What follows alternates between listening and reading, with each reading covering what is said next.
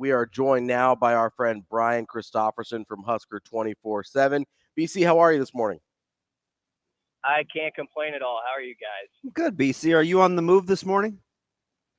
On the move. That's you know me. I did my 700 push-ups, and now I'm driving to Omaha, so that had to get up early. 700 before you left this morning. I would have to do 1070 times during the course of the day to pull that off, BC. That was also a complete lie. Kind of like Sauter telling us he could do 225 for 12. Yeah.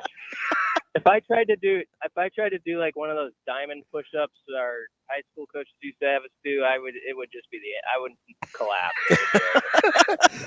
Brian Christopherson out on Coach Solich. Yeah, he was the king of the diamonds. I don't even know if he knows what I don't even know if he knows what a regular push-up is. Like he would look at you and say, "That's too easy. Get those. I need those pointy fingers to touch. Get those thumbs in line." Get those hands together. You want us to make a diamond? These suck. That's why he's in the College Football Hall of Fame now. Yeah, that's what gets you there, right? It is. Are you working in Omaha this morning? You covering anything? What do you got going? I'm just going with my wife works in Omaha, and I'm visiting family. But I will be working from Omaha, but not covering anything. If that explains it. So let me ask you something, because I asked this. It just got started early last week with the signing day schedules and stuff. And I kind of looked at Ravi and laughed, but he may end up being right. He's a June, February guy. And I was thinking, gosh, I kind of like December. Maybe you get away from February. Maybe, guys will be looking to they'll be unsettled in June. He may end up being right, though. When you listen to coaches, we knew we had to lighten up December. Mm-hmm. What do you think is in the best interest of everybody? Ravi might be right. June, That's February unfortunate. is what he said. That's unfortunate. Yeah, it is. I hated saying it too. Yeah, I feel like we all need showers now, don't we? That's uncalled for, guys. That's uncalled for. Hey, I'm right here. Just take the compliment. Yeah, it's a backhanded one to be sure. Yeah, I don't know. I mean, it feels like now. Is there some use for the little one? It was not a little one, but the one that will be at the front of December. Yeah, maybe, because there are going to be those recruits who, want to take their fall officials and not make. Sign before that, and I completely get that.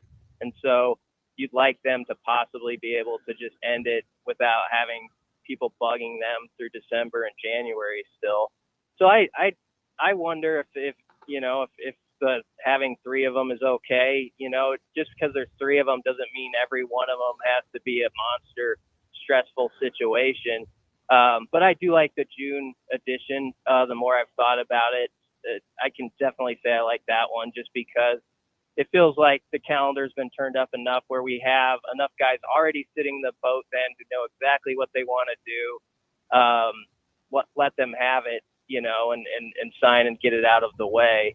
I do think it'll be interesting, though, how certain programs play it, because some will want to just load up and have the majority of it done, frankly, by June. Yeah. I see some Mac Brown Texas tendencies with June.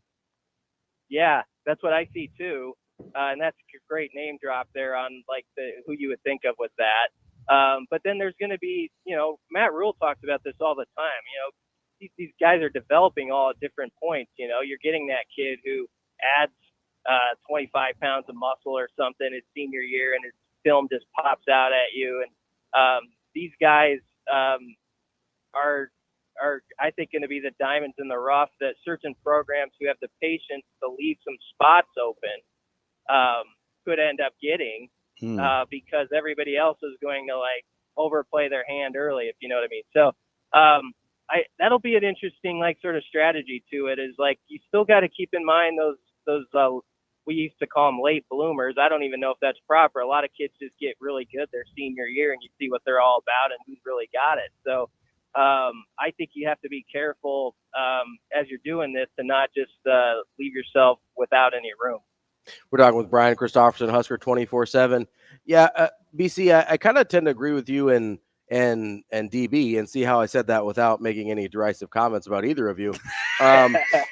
But modeled behavior. Props to you, Ravi. But I tend to agree that you might see some of these blue bloods basically fill their class up by June. But what doesn't that create an opportunity for kind of that second tier of teams in recruiting to maybe pick up a bunch of guys that maybe they're not even late bloomers, maybe they're just not ready to make their decision yet before their high school season? Because we see a lot of high-end guys that aren't ready even in that time frame. Do you think there might be an opportunity for certain teams to elevate their recruiting because the blue bloods want to get their class done early?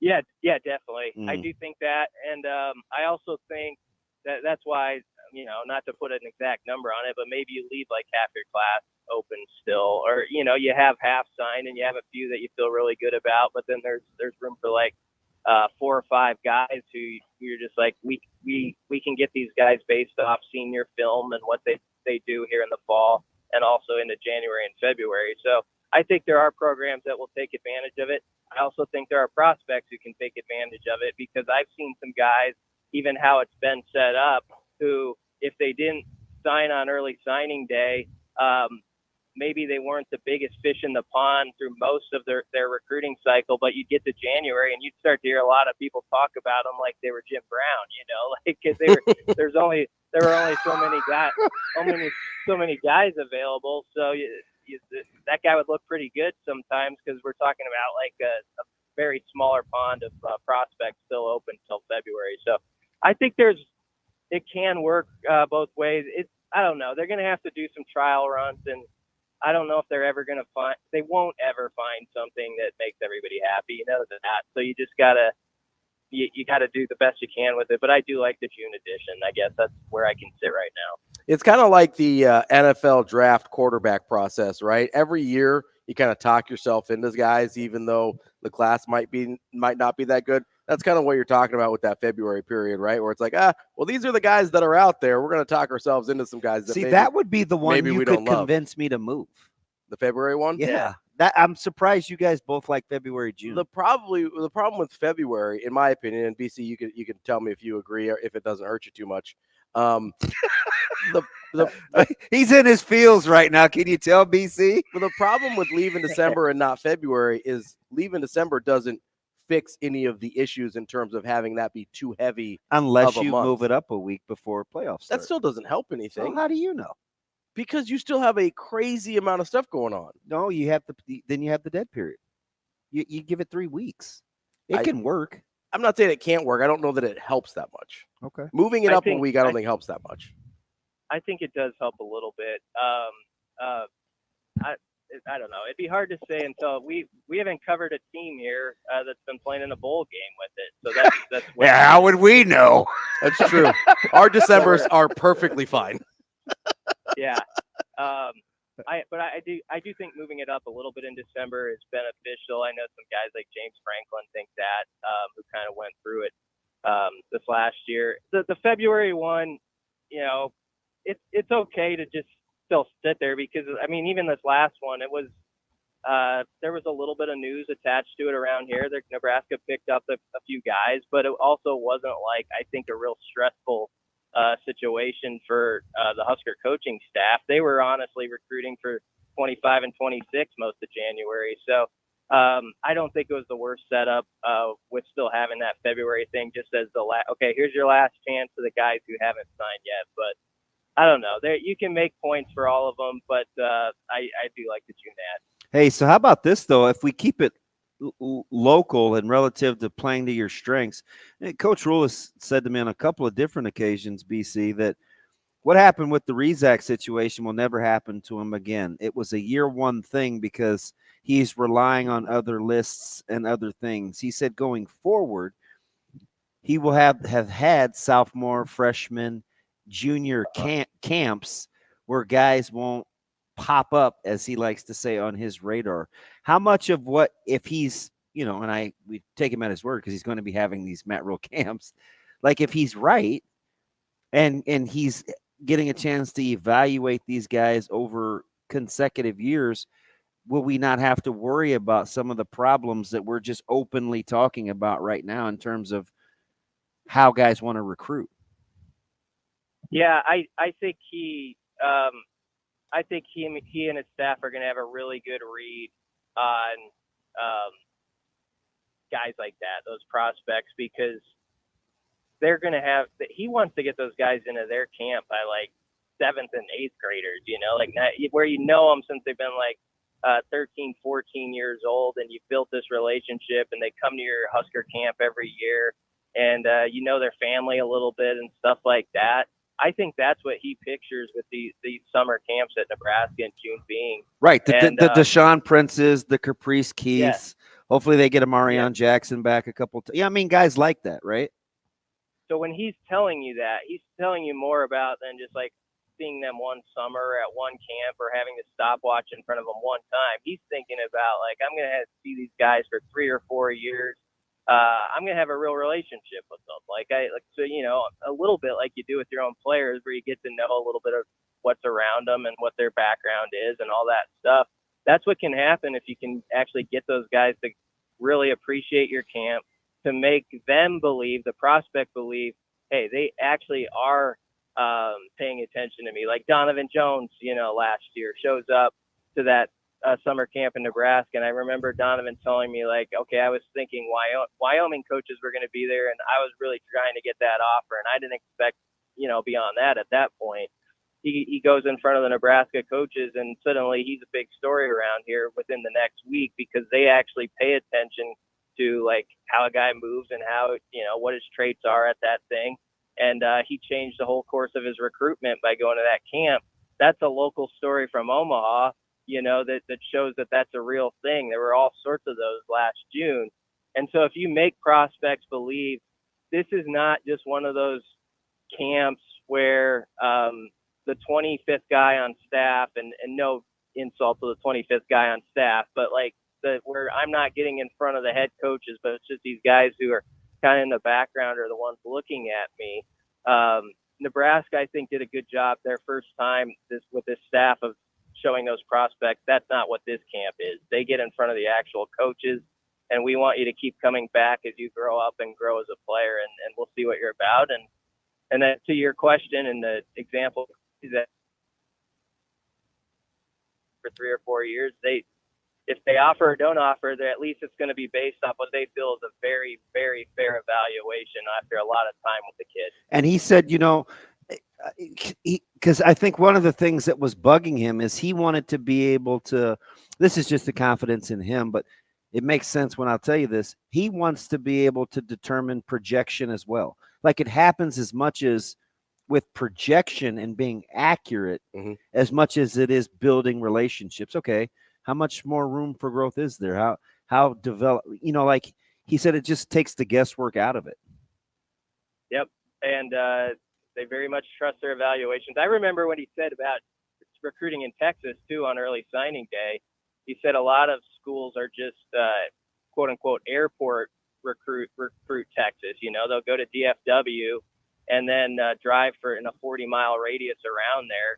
And that's what you get out of their Texas recruiting. He wants his staff within Texas too to be that one that sets out and finds those places not everyone has their eyes on, and actually give those kids a real look where they're in front of like Evan Cooper directly, and he actually is seeing them with his own eyes. And that's kind of how they got Braylon Prude, as a recruit they really like in this last class. And I think they think Roger Gradney could be a guy like that too. We 24/7 Sports was big on Gradney as well, but I am as well. Nebraska was bigger on him than a lot of other programs, and that's because they saw him up close and they did their research, which was what Rhule's talking to you about. You do the due diligence, and you get rewarded still. And it's funny, like he made a joke. He was joking, like everybody's really proud of what Huddle's done around here and stuff like that. But actually, the Huddle world and some of that stuff, I think he would tell you, actually hurts Nebraska a little bit, because he thinks it helps. It helps some people who actually don't want to to do the dirty work. It can let you be lazy. Yeah. It can let you be lazy. A little bit of that. So, that's what they're trying to do. They're still trying to find ways you can outwork them, even in our modern system where it's sometimes put in your lap. And full disclosure, you know why I like Gradney? I don't know, excuse me, why you like Gradney, and I'm curious to get your thoughts. But I totally trust him, right, Coach Rhule. So when he says to me, and this is unsolicited, right? He's talking about like what it takes to play at a high level here, and no fear of failure, not no fear of failure. That's another deal. No, not checking the rearview mirror, not being afraid of outcomes. Just like he was talking about the other day on the podcast. He said Gradney's the type, and he said this specifically. He's like, DB, like this guy loves competing. You take a look at where he's come from, what he's dealing with. Like football matters to him. Those are the guys that I want in the program. It had very little to do with like physical attributes. It was just good old fashioned want to and trust. It's amazing how much he gravitates towards those attributes, because it goes back to what you said earlier. They trust their eval and development. They want to be able to peg the intangibles so they can offset what's ailed Nebraska these last handful of years and being afraid to not succeed. Yeah. You got to find those guys as the differentiator who truly love football, not that are just really good at football at the high school level and they like it. It's okay. There are those type of guys, and that's not even the worst trait to have as a person. It just means they're probably not going to be great at the college level. So you got to find those guys who really want to, like, I want to learn how I can be the absolute best at my position. How does this other position affect what I do?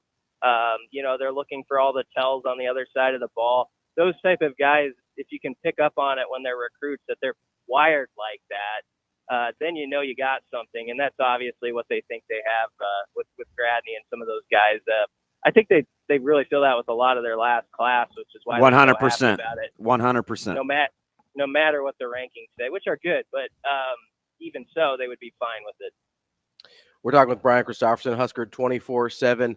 BC, wanted to check in and see if I assume you were able to see the interview that Coach Rhule did yesterday. Any takeaways from that, or kind of mostly? I kind of think sometimes when he does these national shows, he kind of goes into stump speech mode, like a politician, where it's like, hey, let's just play the hits. Let's kind of get out there and say that. Do you think he said anything interesting yesterday? I didn't have a main takeaway from it yesterday. I kind of breezed through it. Me too. I just like the fact that they're very much about whatever's right in front of you today, and like how today can help you get those 3 or 4 points. And sort of the way it's been set up, even with those videos where it's like you're chasing 3 or you're chasing those extra points that get you over the top, is it makes the task at hand not seem like you're climbing a mountain, really. It's just like you have a team that you believe is almost there, that I think he believes is almost there, and you're instilling that mindset, like, you put in the work now, we're going to be there, and we're going to stop being that team that looks at it like, oh, this happened in 2021, or what happened in 2019. And I think he understands well what's happened here. Is last year for him was only year one of those like sort of close losses. So it's like, to him, just a natural building process. Like, he's been there before. It's like you get scuffed up a little bit the first season, but you learn from it. You're building it the way you want to, and then you get better in year 2. He also knows that Nebraska fans are carrying a lot of baggage with them, because that's like 5 or 6 years of seeing that sort of stuff. And so they just put it all in the pot together, right? So I think he knows what the outlook is, or how people view that outside.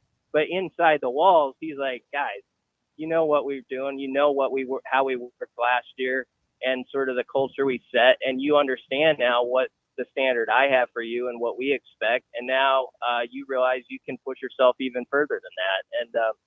And I just like the fact that he's keeping it, very much on the now. with all those guys. And I think that's the way you have to do it in winter conditioning, but basically any time of the year. That's the way to have success. BC, let me ask you something. It's based on what Ravi just said, listening to the question about the stump speech. And Coach Rhule is such a good orator that I think it's just part of who he is. Could you foresee a time where he's just like, you know what? Enough talking. Let's go to work, where he kind of shuts down the sit downs? Or do you just think it's part of who he is with his DNA? That's a good question. I guess you never say never. I think it's kind of part of who he is with his DNA, but your question makes me think you could see it another way, but maybe I'm wrong. It's based on the way that Ravi worded it that got me thinking, right? I wonder, because he's always reflecting, right? What could I do better? What could I do different? How can I and I could see him maybe getting up and saying, you know what? I've talked too much. I think I'm going to shut it down for a while. Like I could, and I don't know anything. I can just see that happening if he gets the sense that that's what people feel when he sits down to talk. I guess that's possible. I hope he doesn't do that because I like hearing him talk. Oh, he's amazing. Well, BC, I wonder too. Also, not sorry to cut you off there, but like, I think he maybe thinks that or understands that, hey, this is part of the job, right? Promoting Nebraska is part of the job. Yeah. So I don't know that. I think he would have to get to a point, and I don't know. I haven't talked to him. I think he would have to get to a point where he thinks Nebraska promotes itself before he stops sitting BC, down. So you know what the next phase could be, BC, which may be more plausible? Maybe Nebraska starts to win close games and kind of stops being afraid, where it will be the next evolution of what he wants to talk about. Because right now, the getting over the hump thing is I think, his primary focus. Yeah. So maybe that's a thing.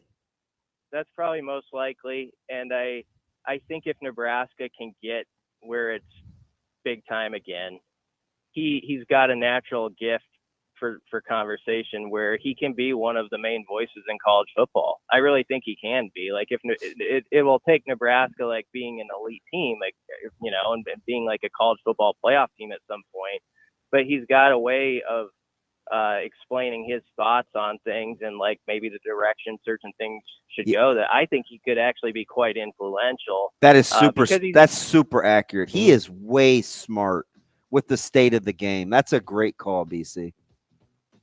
Yeah. He could definitely be that, but I just hope he doesn't shut it down anytime soon because he's a good quote. That's for sure. That's Brian Christopherson, Husker 24/7. BC, we appreciate your time. We'll catch up with you again next week. All right. Thanks a lot, guys.